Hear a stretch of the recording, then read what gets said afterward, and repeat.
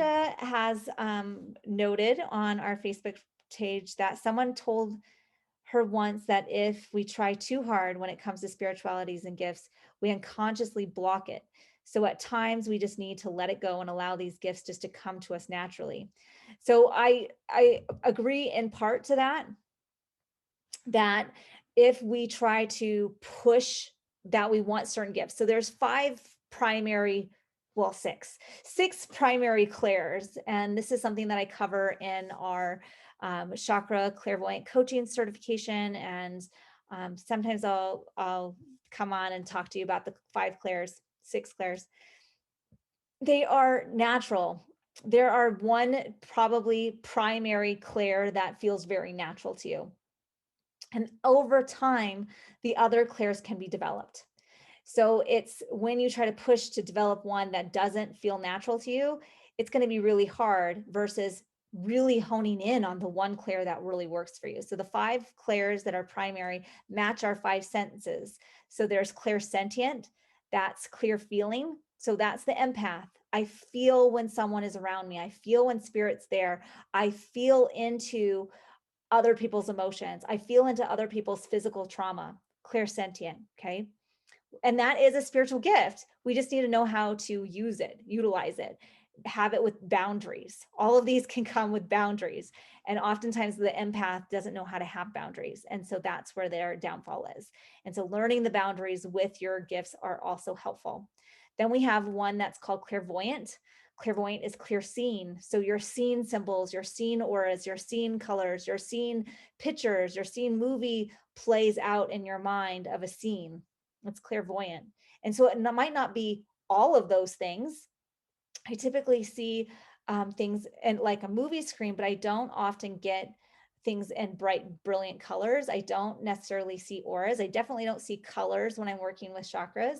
And other people totally do. So each clair might have the one that feels right for you and that wants to be developed in that way. But this is one that I have developed. Okay, then we have clairaudient. This is clear hearing. So you hear spirit, you receive messages, you hear them clearly.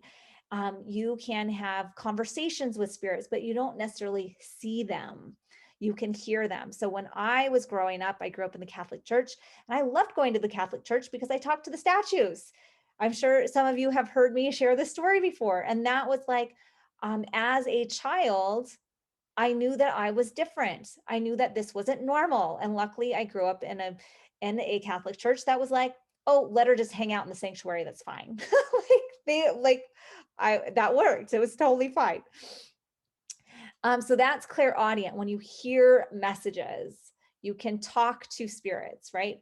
Okay. Then you have clairgustient. This is clear taste. This is less common and often is the chef's spiritual gift, that they know what flavors can come together magically. They can taste things in their mouth and then they can have memories that are associated with that. They know what's supposed to be shared from that perspective. And then you have clear scent, clear smelling.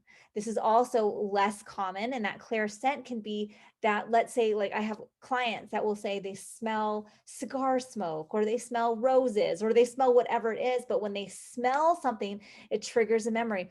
I know who that is, who's with me smelling the cigar smoke. I know that's my dad who passed away 10 years ago, and so that's clairgustient. So those are your five primary clairs. They match with our five senses.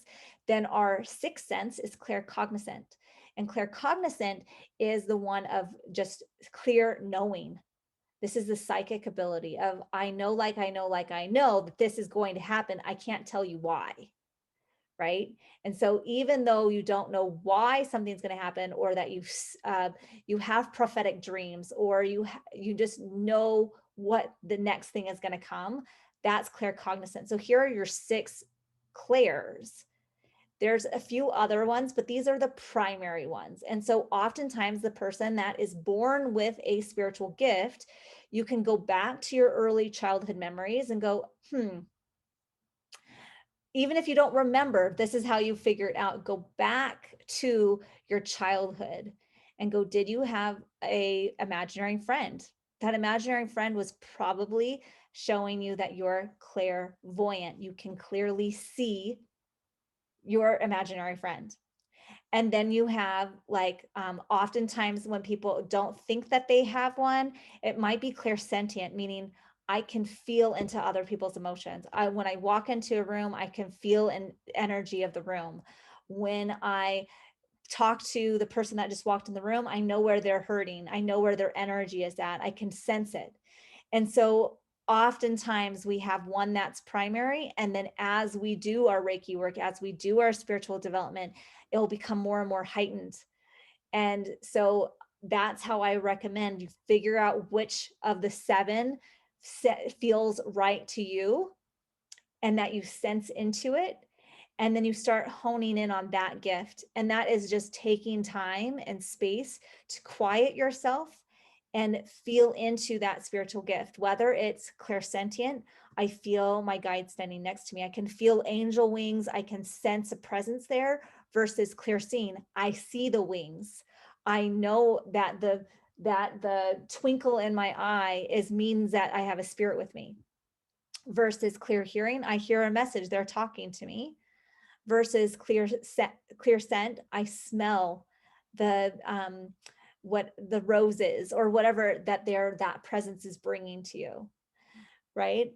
And so you can feel into those spiritual gifts and lean into them.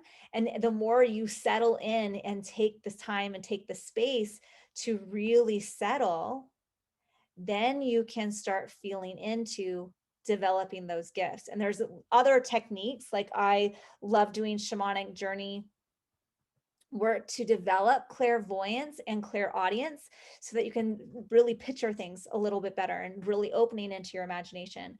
But I really do believe that everyone was born with one primary, and then we start to hone in on that gift. And as we do so, the others start picking up as well, as we heal our own limiting beliefs, as we heal our underlying traumas, as we heal our wounded self. That's when we do that internal work, then it's easier to tap into our spiritual gifts.